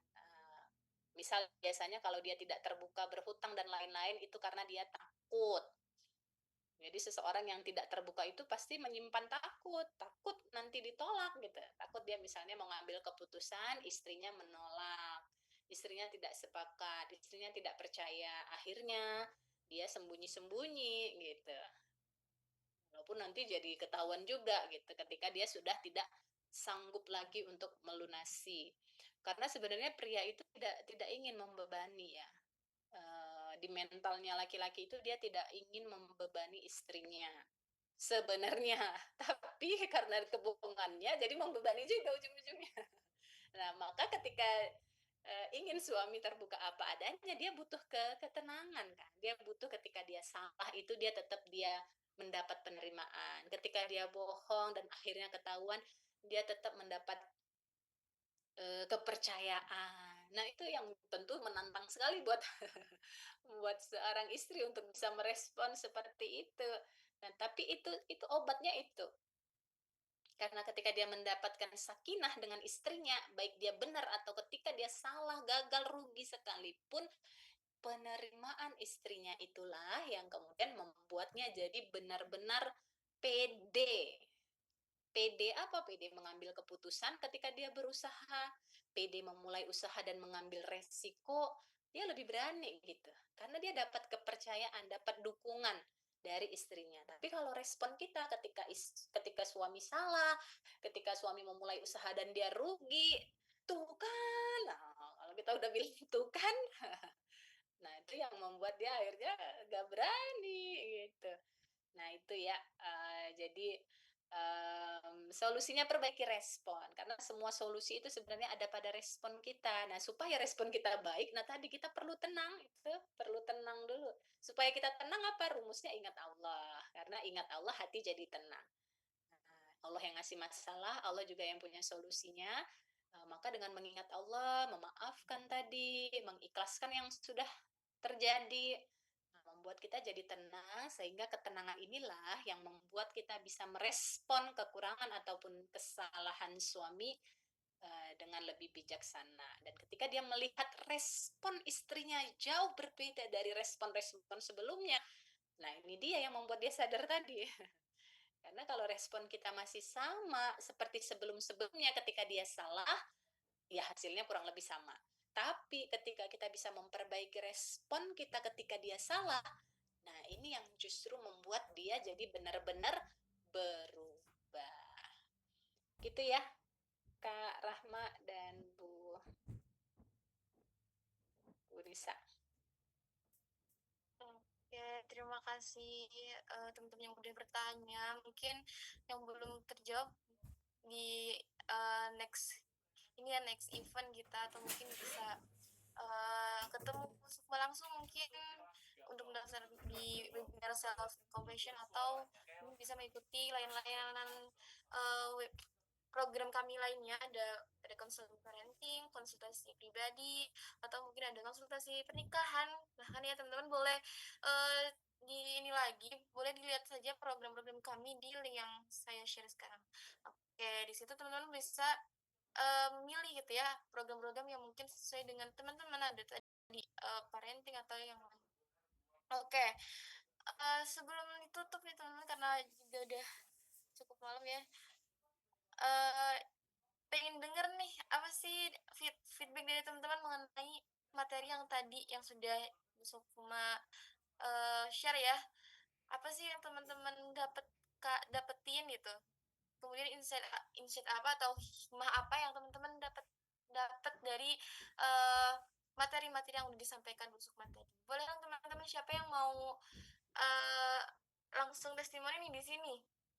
Boleh raise hand mungkin, atau boleh ditulis di kolom chat, atau mungkin saya tunjuk kali ya. Oke, di sini saya lihat yang ada di chat aja. Ada Bu Alfi nih. Assalamualaikum Bu Alfi. Halo Ibu, apakah bisa open mic? Open mic-nya bisa.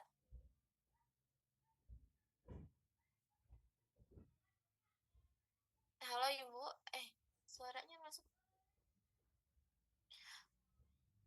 Oke, sepertinya ada kendala. Oke, mungkin Ibu Utari kali ya. Halo Ibu Utari. Boleh Ibu kasih testimoninya? Boleh open mic Ibu Utari?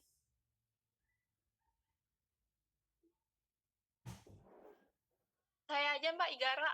Oh boleh. Oke Ibu Igara. Oke Kak Igara. Boleh. Pertama kali ya Mbak, dari sebelum-sebelumnya kan mau ikut tapi nggak ada kendala gitu, tapi nggak jadi. Alhamdulillah hari ini insight yang saya dapatkan, saya lebih memahami bagaimana di dalam rumah tangga itu kita saling bersinergi, saling menambah ilmu dan mendekatkan diri kepada Allah Subhanahu wa taala dengan iman dan takwa. Nah, terus poinnya juga bahasa cinta. Kita harus memahami bahasa cinta dengan pasangan, dengan masyarakat, dan lebih banyak pendekatan diri kepada Allah Subhanahu wa taala. Kalau menurut saya secara ruhiyah ya, Mbak ya. Terus berdoa semoga komunikasi dan rumah tangga kita itu dari awal sampai akhirnya bisa bertumbuh dan bertemu kembali di surganya Allah Subhanahu wa taala. Amin amin amin. Terima kasih kepada Bu Sukma yang sudah menyampaikan materinya yang luar biasa banget, bisa diserap dan mudah dimengerti bahasanya dan dapat diimplementasikan di kehidupan sehari-hari. Terima kasih juga Mbak Rahma atas kesempatannya untuk bisa menyampaikan insight dari penjabaran dari psikolog Ibu Rahma. Jazakallah Mbak. Yeah. Terima kasih Mbak Igara. Terima kasih juga udah meluangkan waktunya untuk join di webinar kami malam ini. Dan di sini juga ada Bu Utari nih, ternyata di chat ya. Katanya banyak mendapatkan pandangan sebagai orang yang belum menikah. Gitu. Oh, belum menikah, Mbak Utari gitu ya. Kemudian Bu Utari juga bisa memahami gitu ya bagaimana cara memahami pasangan, kemudian mengontrol emosi dan menghadapi masalah dalam rumah tangga, kemudian juga membuka pandangan ya bahwa selain cinta sebagai model, tapi menjaga cinta dengan iman serta ilmu juga penting. Terus ada juga nih dari Burita, menurut saya kesimpulannya supaya kita lebih mudah menerima supaya kedepannya lebih baik, Masya Allah. Terima kasih teman-teman semua atas testimoninya teman-teman, dan terima kasih juga sudah meluangkan waktunya di sini. Sebelum kita tutup, mungkin boleh kali kita foto bersama.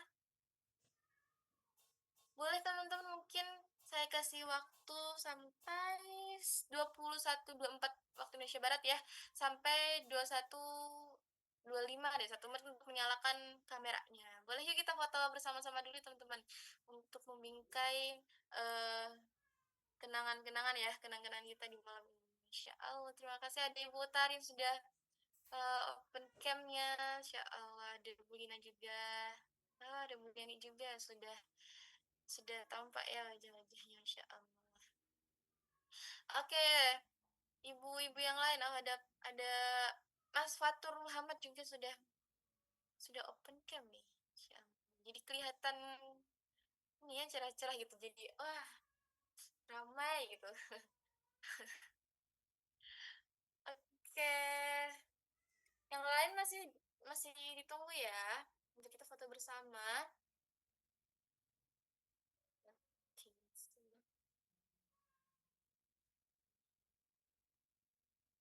Oke, adakah yang mau on cam lagi teman-teman? Oke, yang sedang siap-siap mungkin ya, sedang mencari posisi yang bagus gitu ya, cahaya yang bagus gitu, biar nggak gelap kayak saya kemarin. Oke, sepertinya sudah tidak ada lagi. Baik, kita foto ya teman, boleh boleh kasih senyuman yang cantik, yang paling manis, Masya Allah. Oke, saya hitung dari hitungan 3. 3, 2, 1. Oke, sebentar. Saya